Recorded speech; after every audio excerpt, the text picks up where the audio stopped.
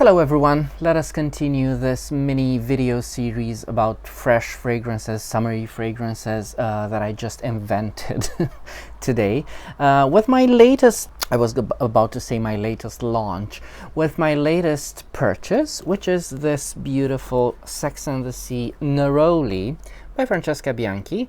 This is my, I think it's for some time at least, or at least until she comes up with something new. I think this will be the last fragrance I purchase from Francesca Bianchi, just because I have most of them, or at least most of the ones that I truly like, and most of the ones that I wanted to purchase. And this was the very last thing that I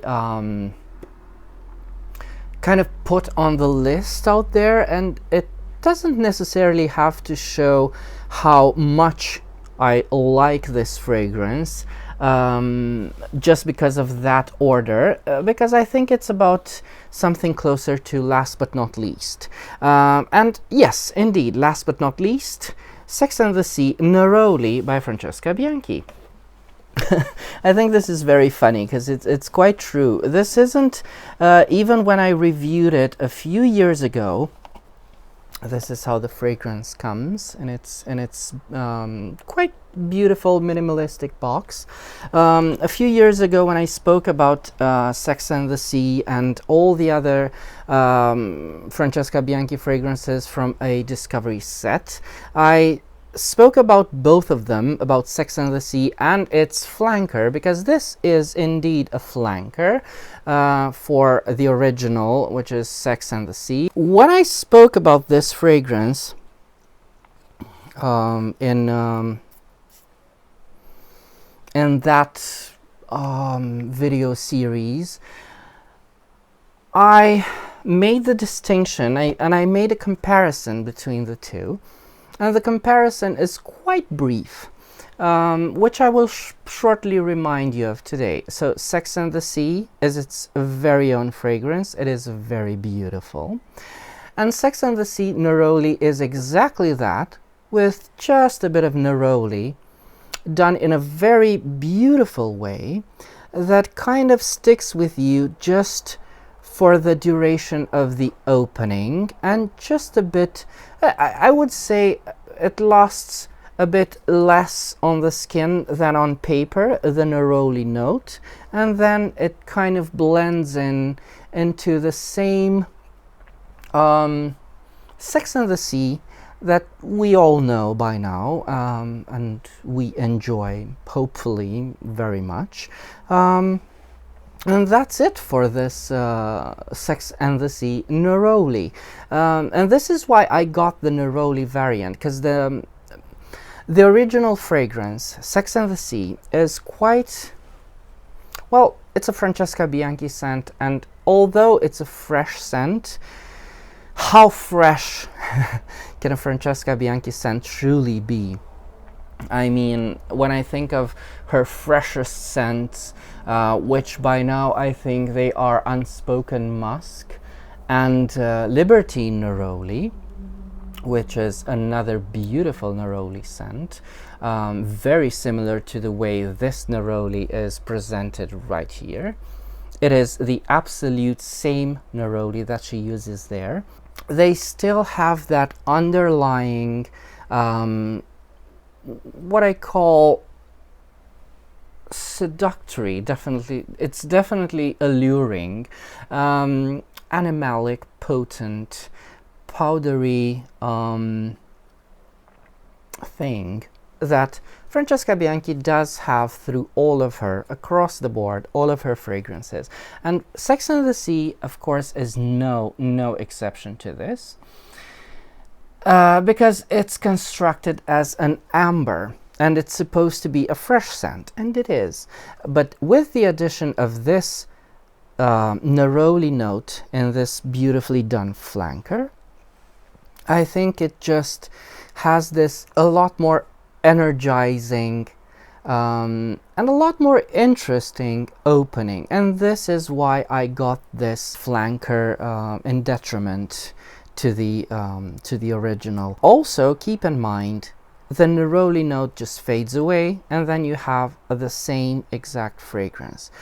Which, okay, let's talk about how Sex and the Sea smells. My goodness.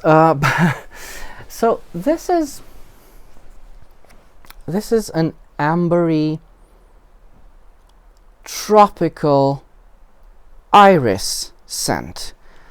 The difference from most of the other Francesca Bianchi scents is that name that I just said, that term, tropical, right? Because it's a lot fruitier than most.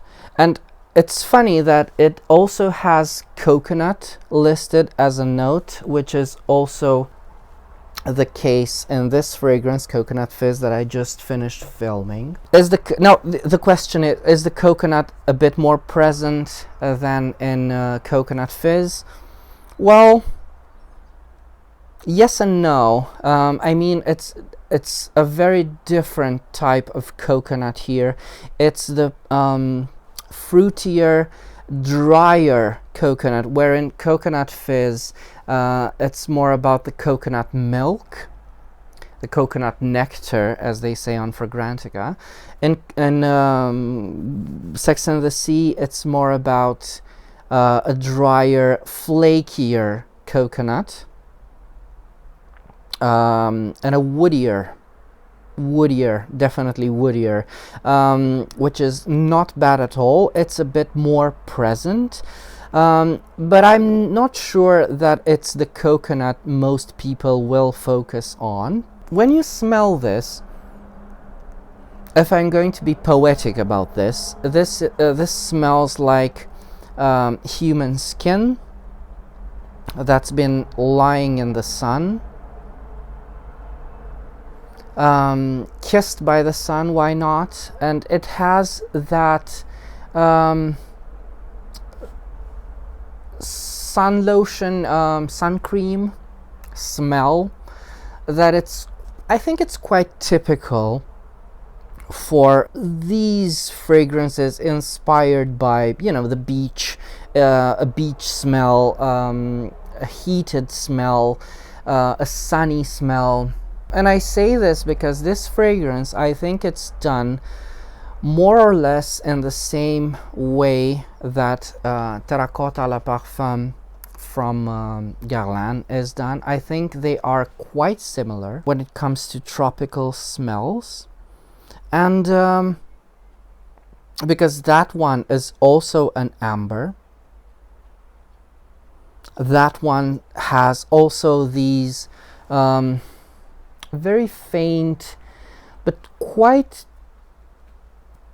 seducing notes of vanilla as well, where Terracotta Le Parfum is a bit more focused on tuberose. This one, because it's the Neroli flanker, is a bit lighter, and it blends so much better with that Neroli scent.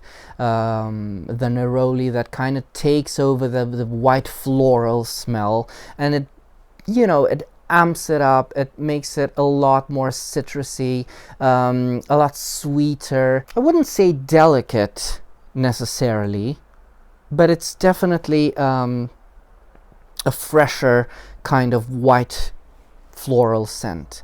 But this is the opening, and Francesca Bianchi's fragrances take such a long time because they are extrays and they are quite lazy scents when it comes to development. They do develop quite a lot, and it's in the dry down where Sex and the Sea and Sex and the Sea Neroli are truly sexy and alluring and very, very interesting.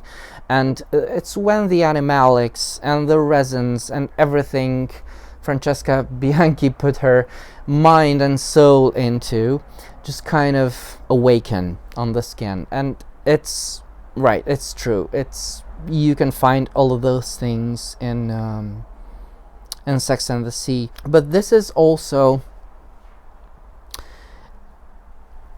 because the animalics do make this fragrance interesting. And when I say animalic, I think we're talking about the, because I see the civet listed here, and it's definitely, there are sweetish, honeyed, almost fecal, almost notes that kind of resemble civet. And this is a new bottle. And she said on her website, she said a few years ago that she was going to move away from civet. And I believe there's synthetic musks in this, because, you know, cruelty free and all that, which is a thing I definitely support. And I'm never going to be that type of person that will cry for, you know, remember those days when they used real civet? Who cares? I don't care about that. I really don't care about that. When I say animalics in Sex and the Sea, I'm not necessarily talking about civet nor the ambergris, which is there. We'll talk about that in a moment.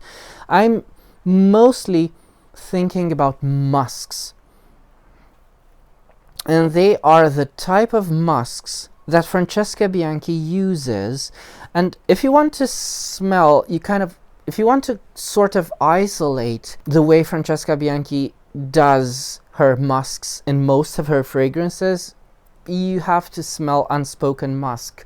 It's a type of sour musk that kind of reminds you of a, you know, of the human body. It's a body smell. It's a body odor type of thing, which is not at all bad. It's something I search for in fragrances. It's something quite interesting.